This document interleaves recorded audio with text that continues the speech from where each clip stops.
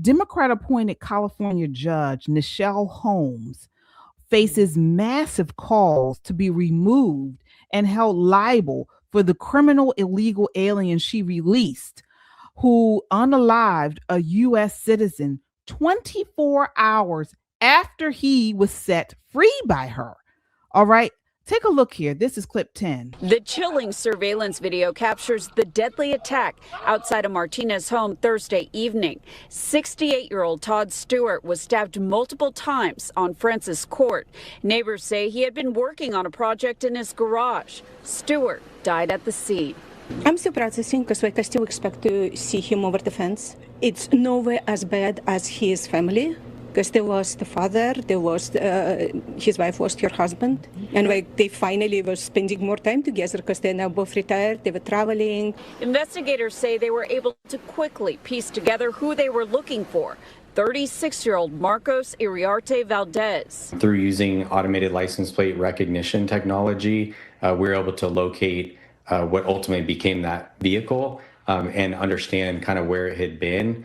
Simultaneously, we were receiving tips from the community from people who recognized the vehicle. Police tracked the vehicle to the suspect's apartment complex on Ashwood Drive, where a SWAT team arrested him at his home Friday night on suspicion of murder. By and large, it was without incident. Once they established contact with the suspect, he was cooperative and came out front and surrendered to the officers that were there.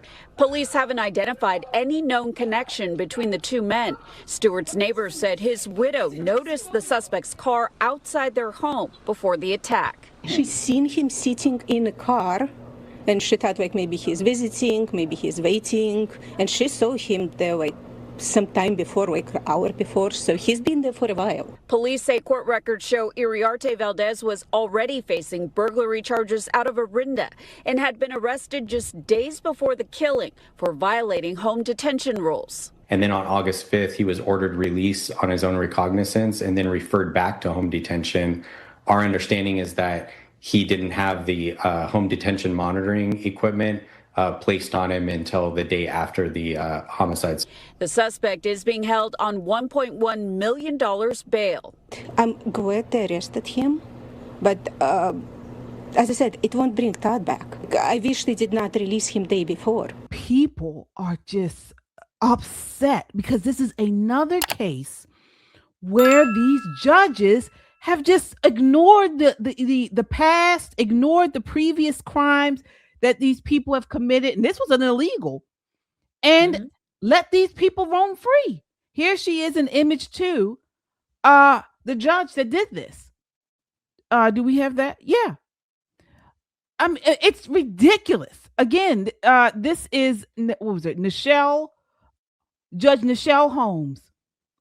Now, the question does become, did she know? I mean, was this information available on August 5th? What did prosecutors tell the court? What did pretrial services recommend? What did his prior did they show this prior record? I mean, I don't know. Nicole, what are your thoughts here? It's getting to a point where we're going, it's becoming normal. It's becoming normal for American citizens who are going about their usual day to be murdered in cold blood by people who aren't supposed to be here. And the nation goes, it's a doggone shame.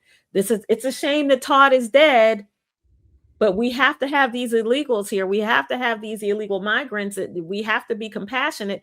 What about the compassion for the people who belong here? And for this judge, having had his previous history in front of her, having had issues with his home detention, which in and of itself is some bullshit. Let's just do that. But knowing that he could not control himself there. I have two simple questions. Where was the ICE detainer? Let's do that. And the second one, if he could not maintain himself on home detention, how do you go from home detention to on your own recognizance? You're moving in the wrong direction. You're moving away from the punishment of it. You know, it's gotten to a point where criminal justice is not justice for anybody. It's not even justice for the criminals at this point.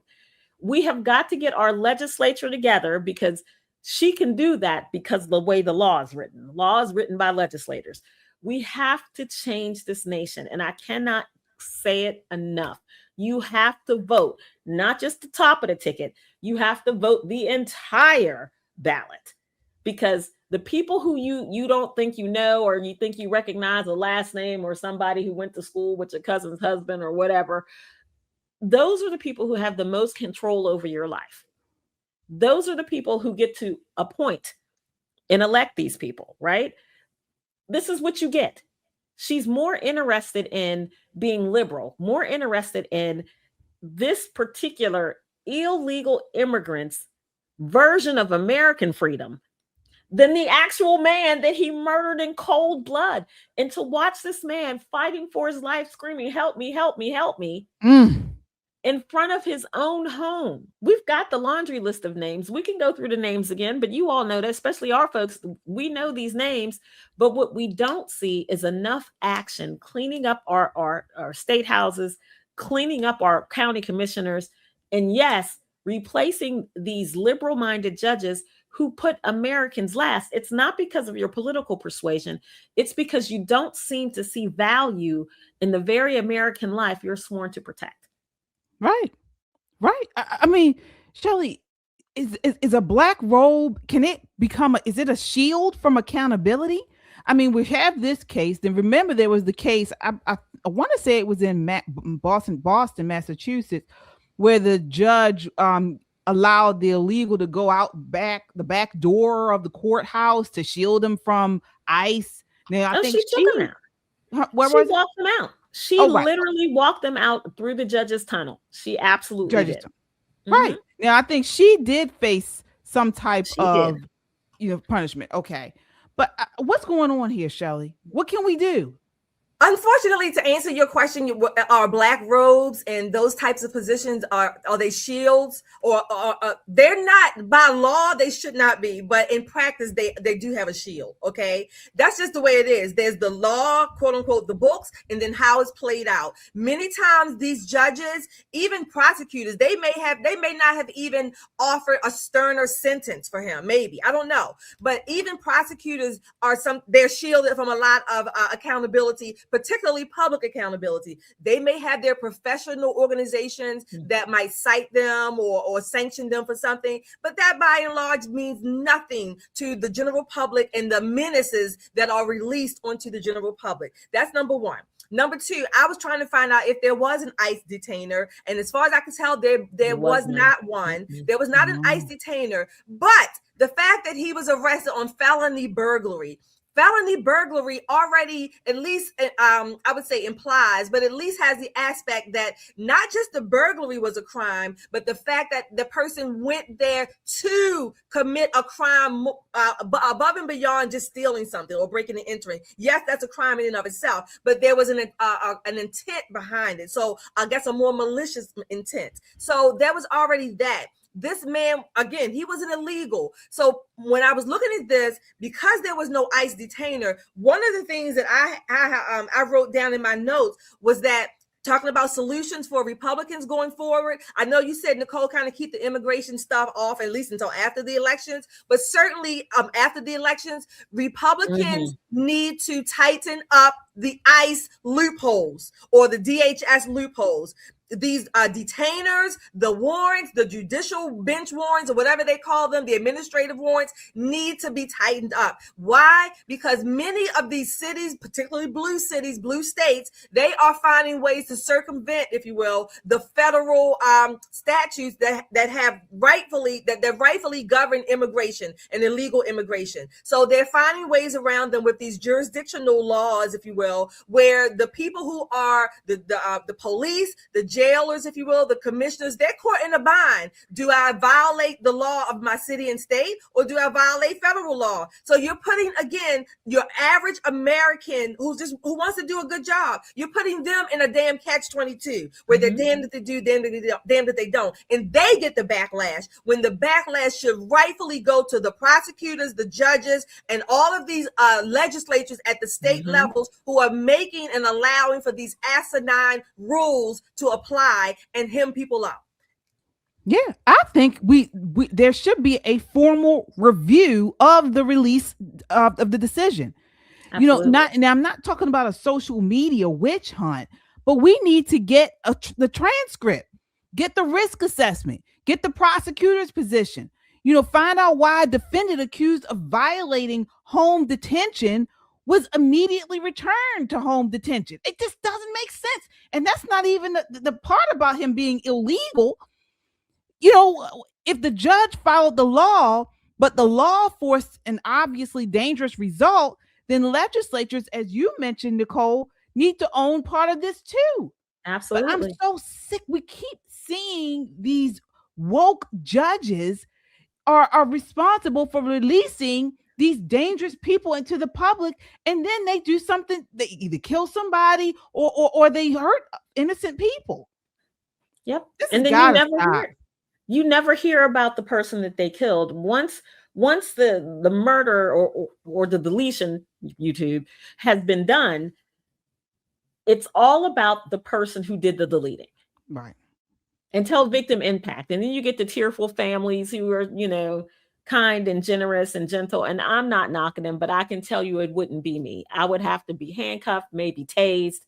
Maybe they would have to use some of them new shocky gloves to contain me, because there would not be one moment of peace until the law changed.